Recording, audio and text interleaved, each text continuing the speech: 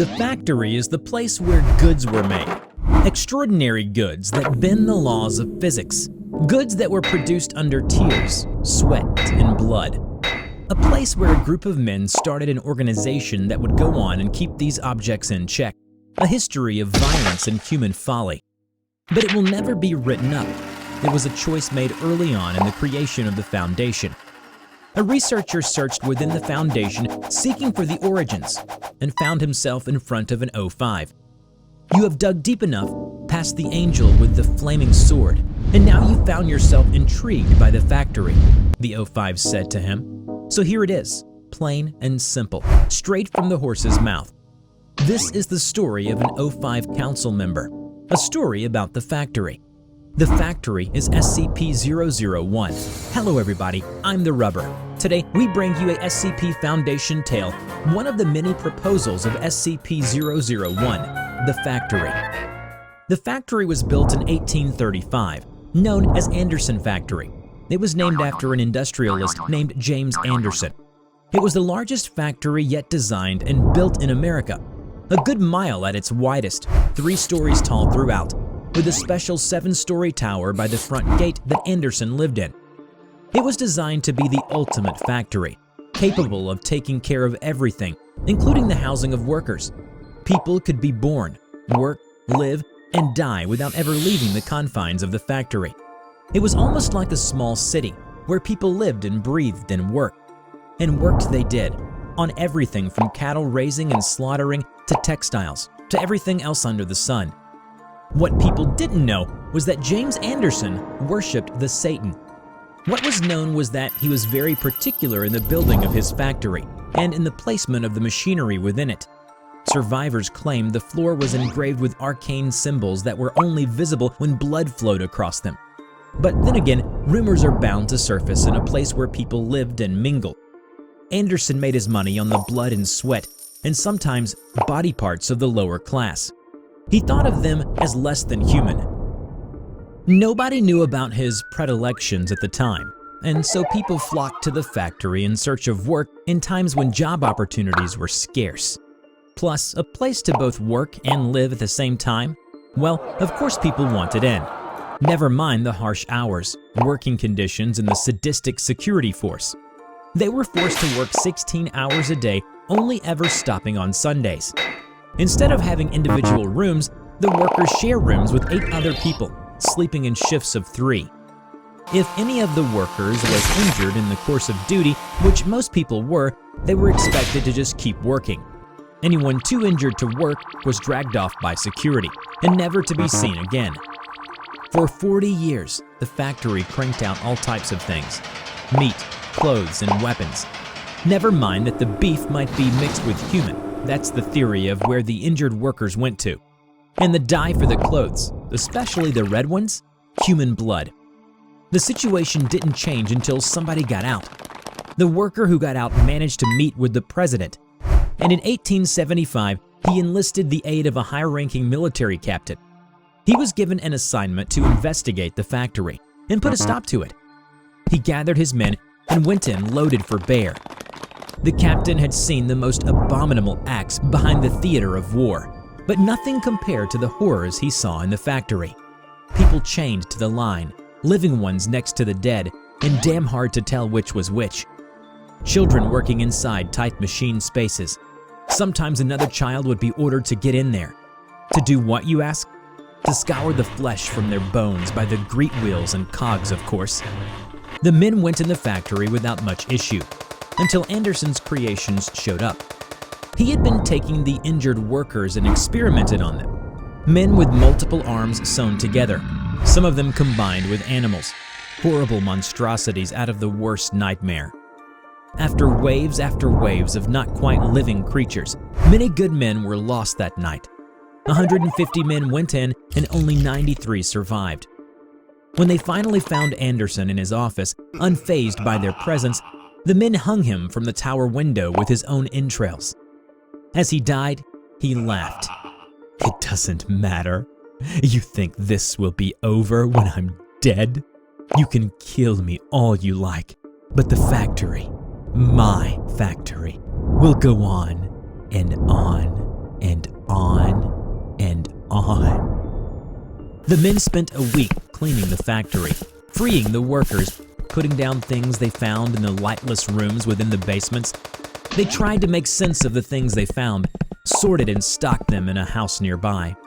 That marked the first encounter with anomalous objects, toy guns that shot real bullets, a yo-yo that would flay the skin of anyone it touched, hammers that only worked on human flesh, a breed of skeletal horse that ran faster than anything the men had ever seen, cloaks that seemed woven from the night itself, which allowed men to gain access to another dimension, tools both wondrous and horrible.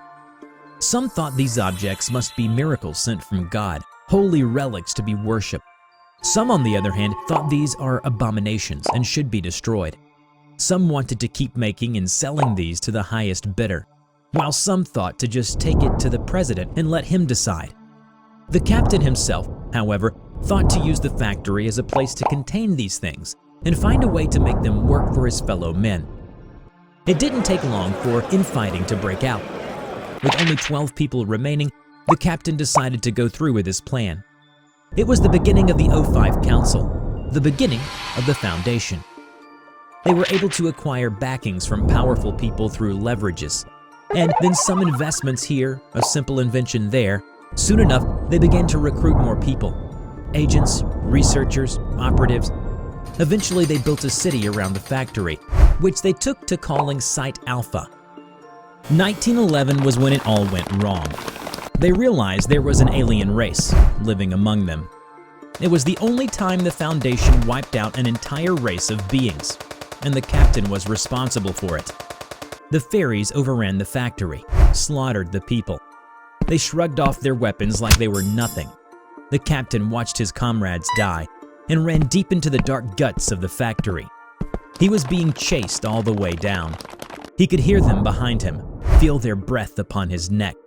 He was just barely one step ahead. He came to a door he had never seen before. He opened the door and dived through it, and everything was different inside. He felt safe, like nothing could harm him. The room was dark red. There was a steady thrumming of a gigantic heartbeat. In front of him, the remains of James Anderson. It began speaking with him. The factory, the tools.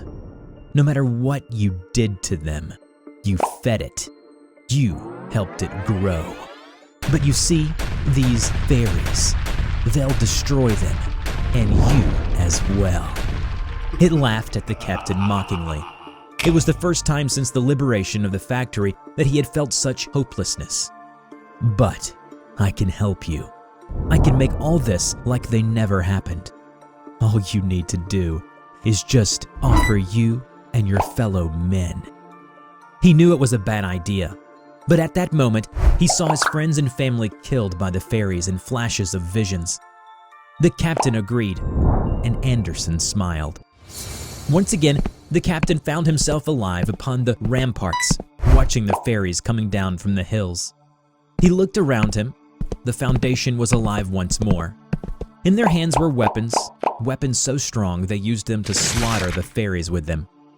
Everywhere the fairies lived, they went, and slaughtered them. His fellow 05 questioned his decision, thinking that they should save some in case that they might ever need them. The captain overruled them. He couldn't afford to take the chance.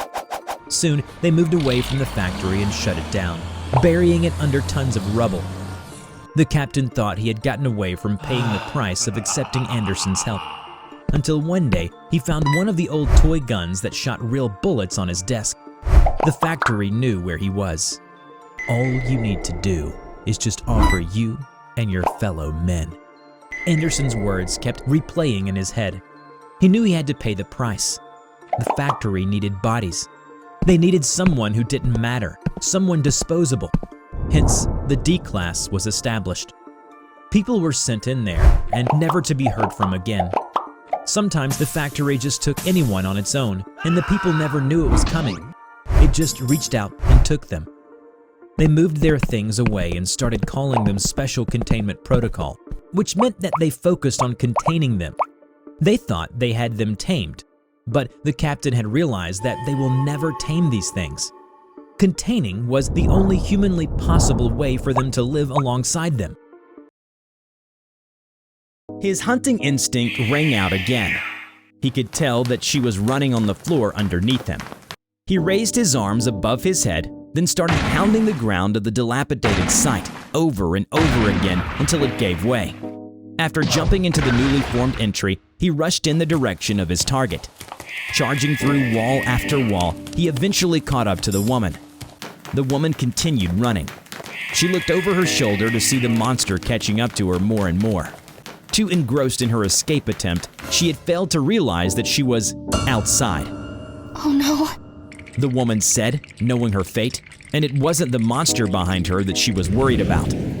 The monster could feel the tremble in her voice, as well as the heat emanating from outside. Hello everybody, I'm TheRubber. Today, we bring you a tale from the SCP Foundation. He was alone in the site that once contained him. He could remember that this place used to be full of scientists and agents. They had given him the name Shy Guy. But now, there is only the shadow of what the site was. These shadows are fleshy things that would just ignore him, and he too would ignore them in turn. Why? Because they never looked at him or his face. He didn't go outside. The outside scared him more than anything. Yes, he was scared of the outside, but not because he would become one of those shadows, but because he had the horrible feeling that someone would look at him, at his body, his face. He also knew that it would not be a person that was looking at him. It would be the ball of fire in the sky, the sun, and there wasn't a single thing he could do about it. Sure, he pondered over the idea of going outside at night, but he was still too scared. Besides, he had no reason to go outside. Inside the site, he was alone. Inside the site, there was no one to look at him. Inside the site, he was free to cry alone in the darkness. Inside the site, it was paradise. One day, while he was sobbing alone, like every other day, he heard a voice of a woman.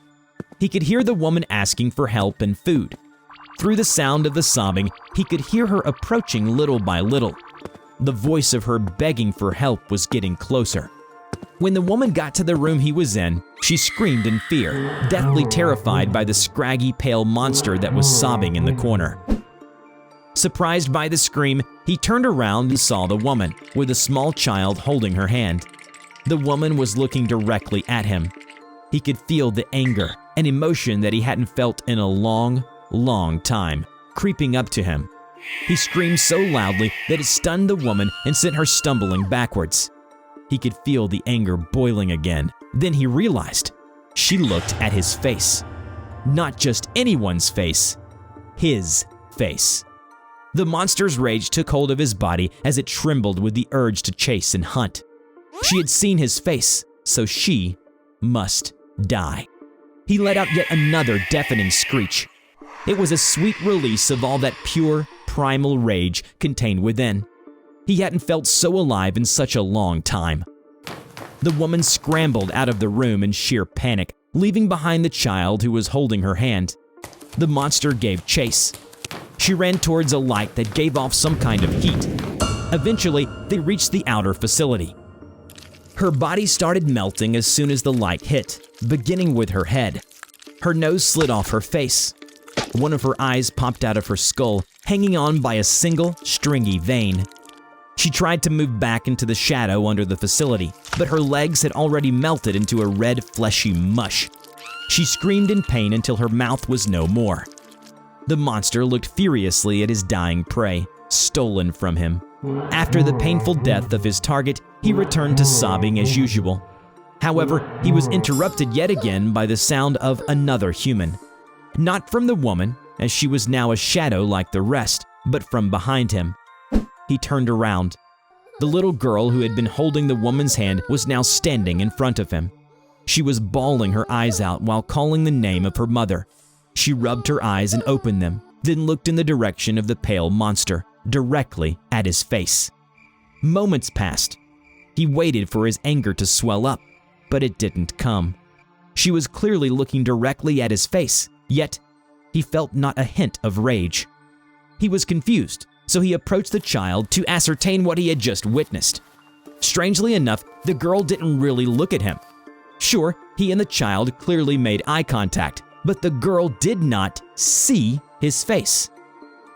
This little girl was blind. She was still crying and asking for help. She assumed there was someone else with her since she heard the sound of crying. She walked forward while lifting her arms to avoid bumping into something else.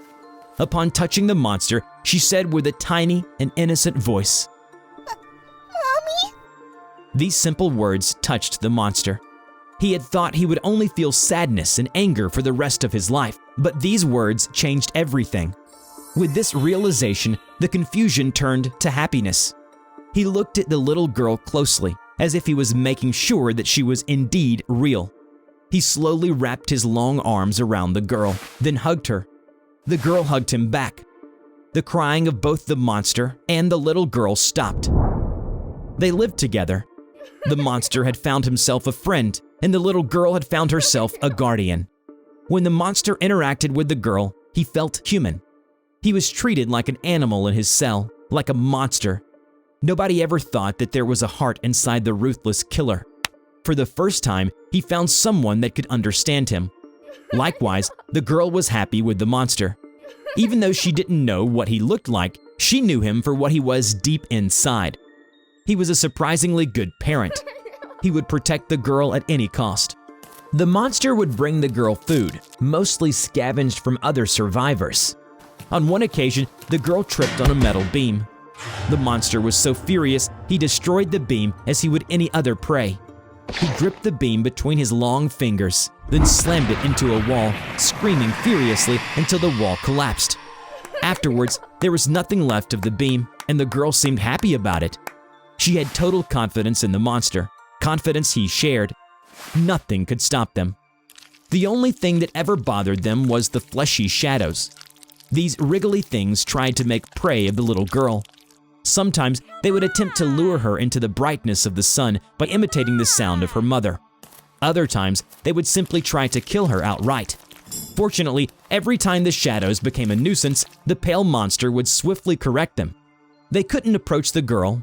Their deceptive voices failed to reach the girl, drowned out by the screams of the monster. The monster protected the girl no matter what. There was only that one day, that one single moment that destroyed everything. The monster and the little girl were playing around with the rubble of the site. He was lost in thoughts. He thought of the sun, the big red monstrosity that broke the day and was waiting to break his day. He had a bad feeling churning inside. Then he looked back at the girl, only to see that she wasn't near him anymore. He looked all around him, but she was nowhere. He quickly left the room, only to see her walking toward the entrance. She was 2 feet from the entrance, 2 feet from outside where she would meet the sunlight. She was following the voice of the Shadow Man, but this one wasn't imitating the sound of her mother. It was imitating the voice of the crying monster. He was too far from the entrance, so he ran fast, faster than when he would track prey. The girl wasn't stopping. She was still following his false twin's voice. He was so close to reaching her, but the girl was already outside when he arrived. She screamed in pain as one of her arms began to melt. Her body went into shock, and she immediately passed out. The monster made a choice. Without hesitation, he rushed out of the building to confront the sun. He too began to melt, but he pushed on still. He got above the little girl and shielded her from the sunlight that was trying to do her in. The pain was immeasurable, but it didn't matter, so long as he protected the girl. He knew he would not survive. He just hoped that the girl would. The monster dragged her back into the site while blocking any sunlight from reaching her. She remained unconscious, and her left arm was missing. His body didn't stop melting. He knew he would soon become one of these flesh things too. And so he took one final look at the girl and shed a single tear. The tear landed on the arm of the child, and by some miracle, the melting stopped. He ran away as fast as he could from the site to make sure that he would not harm the child, stopping only when his legs were melted entirely. He couldn't see the site anymore. He was now looking upon the vast sea. The monster laid on his back and looked at the sun one last time, placed just above the horizon. He looked on as his eyes melted. He unleashed a long, powerful scream that could be heard from a mile away. A scream so powerful it dragged the dust off the ground, carrying it far into the distance. A scream of sadness mixed with anger. Then the screaming stopped, leaving behind a silence, a dead silence.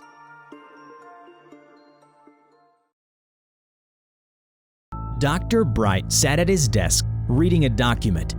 SCP-009 slithered to his side and let out a gurgle.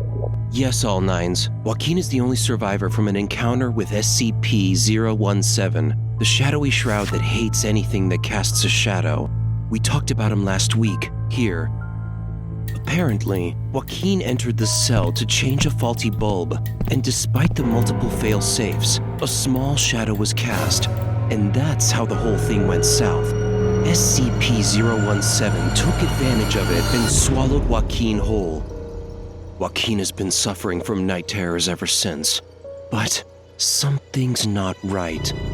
999 gurgled with confusion and tilted its head. Usually 017 leaves nothing behind. However, it coughed Joaquin back out almost immediately. He was left on the floor, screaming and crying in terror. Then 017 retreated to the corner of the room, like it was afraid of Joaquin. But why? I think something even worse is at play here, Nines. Hello everybody, I'm TheRubber. Today, we bring you a tale from the SCP Foundation. Dr. Jack Bright, a high-level researcher in the Foundation, conducted a series of therapy sessions with the aid of SCP-999. Together, they welcomed a new patient each week, healing them of their traumas by entering their dreams and editing out the horrors in their minds. And today's patient was Joaquin Del Rio, a former Mexican FES Special Forces operative turned Foundation field agent. Joaquin should be here any minute now. Nines? 999 gurgled and nodded. It slithered over to the couch and shapeshifted into a comfy-looking blanket. Then there was a knock on the door. Speak of the devil. Come in. Joaquin entered the room. His disheveled hair and heavy bags underneath his eyes screamed of countless, sleepless nights and of mental torment. Hey, Doc. Please excuse my, niece. I haven't been sleeping much.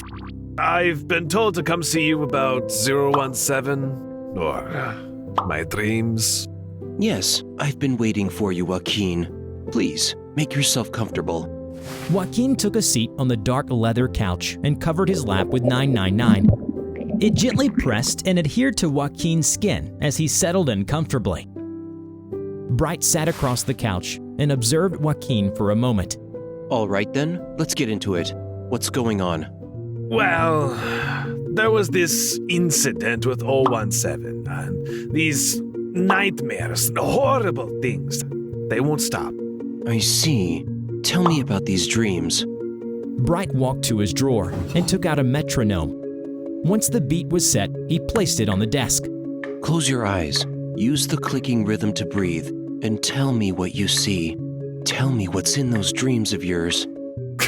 Hypnotism, Doc. You really think that's going to work? Bright interrupted impatiently. Just try it. The worst that can happen is you falling asleep from sheer boredom. Trust me, you won't sleep well after this. Bright sighed, then looked straight at Joaquin with his piercing gaze. It's not that you can't sleep, is it? You just don't want to. For a moment, there was only silence, interrupted occasionally by the metronome's rhythmic beat. Bright's words seemed to have struck a nerve within Joaquin. Why would I want to? Every time I do, I see the face of the devil. But I'm here to get past this, and you're the person who's supposed to be able to help with that. All right, lead the way, Doc. Joaquin closed his eyes reluctantly. The blanket stretched a tentacle-like appendage towards Bright to hold on to. 999 wrapped itself around Joaquin even more, comforting him as he drifted off into a deep slumber. Bright and 999 enter Joaquin's dream. They found themselves standing inside a dimly lit house, facing a closed door. A familiar scene for Joaquin, but an alien one for Bright and the Blob of Joy. Where are we, Joaquin? It always starts like this. After the darkness swallowed me, I got sent back to this house. And this is where I lost it. Lost what? My mind. They pushed the door open and walked into a messy living room where a painful scream echoed. Joaquin winced as he saw another him on the ground, back against the wall, all bloodied up. Beside him was a knife. A portrait of the Scarlet King hung above the body, staring down at them menacingly. 999 gurgled fearfully and hid behind Bright. The Scarlet King. That's the thing controlling the house. It just keeps on watching me. Bright and company left the room the same way they came in. The living room disintegrated behind them in a flash of blinding white light. And with that part of Joaquin's memory was purged. They were now in what appears to be a kitchen. Joaquin let out a scream when he realized their location. This is what you see after 017 swallowed you? No, there is nothing in that void. Just me, floating in endlessness with my memories. Plus, 017 left me on the floor. I screamed because I remembered this place. This kitchen is where I'm forced to eat. To eat? You'll see. Another Joaquin sat nervously at the far end of a long table, with a portrait of the Scarlet King hung on the wall behind him. Before him sat plates and plates of chicken tenders. With ravenous desperation, he devoured the meal, as if driven mad by his insatiable hunger. However, the chicken tenders suddenly turned into human hands. Joaquin sat there crying, with his mouth stuffed to the brim. This is the part where I usually wake up screaming. The next room, I don't want to go. 999 gurgled nervously, as if agreeing with Joaquin. Joaquin, for this to work, we need to go through the entire thing. We'll get through this together. If we don't, it'll only continue to haunt you until you finally go insane. Next, the library. Just like before, the kitchen was erased in a white flash. The library was on fire. They saw yet another Joaquin, kneeling in the middle of the room, cradling his head, shaking and crying. The daunting portrait of the Scarlet King loomed on the wall over him as an ever-watchful presence. What's happening here? Joaquin didn't answer, looking away from his kneeling self. Please, no more. Suddenly, multiple spikes shot out from the ground, impaling the kneeling Joaquin. However, as if relenting, the spikes gradually retracted as they morphed back into the ground. Joaquin's gaping wounds then began to heal in agonizing slowness. Please, end my misery. After a moment, the spikes impaled him again, and he was healed once more. It was an unending cycle of agony and fleeting relief. Joaquin could not bear to look. What are these visions we're seeing? It showed me things from my time as a soldier. I was tortured, but they kept me alive and forced me to eat what was left of my crew so I wouldn't starve to death. These are the extreme versions. Hell is repetition. Isn't that what they say? This is only a dream. You'll be okay. When it keeps happening every time you close your eyes, trust me, it becomes your reality. I don't know how long I was here. It felt like years. It was unbearable. That's why I cast the shadow in that cell. You what?